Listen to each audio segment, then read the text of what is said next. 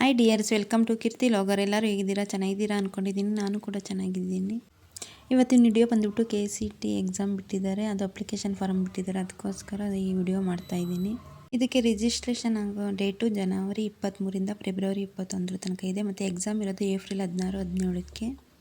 ಇದು ರಿಜಿಸ್ಟ್ರೇಷನ್ ಆಗೋಕ್ಕೆ ಏನೇನು ಡಾಕ್ಯುಮೆಂಟ್ಸ್ ಬೇಕು ಅಂತ ನೋಡೋಣ ಬನ್ನಿ. ಅದು ಸ್ಕ್ರೀನ್ ಮೇಲೆ ಪ್ಲೇ ಆಗುತ್ತೆ, ನೋಡಿ. KCET ಇದು ರಿಜಿಸ್ಟರ್ ಫೀಸ್ ಈ ಥರ ಇದೆ ನೋಡಿ, ಸ್ಕ್ರೀನ್ ಮೇಲೆ ಅದು ಪ್ಲೇ ಆಗುತ್ತೆ.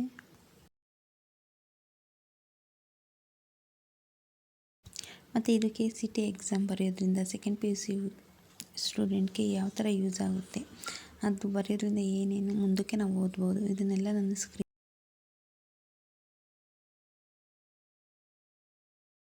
ಇದು ಸೆಕೆಂಡ್ PUC ಓದುತ್ತಿರೋ ಮಕ್ಕಳಿಗೆ ಯೂಸ್ಫುಲ್ ವಿಡಿಯೋ, ಅದಕ್ಕೋಸ್ಕರ ಇದು ವಿಡಿಯೋ ಮಾಡ್ತಾಯಿದ್ದೀನಿ.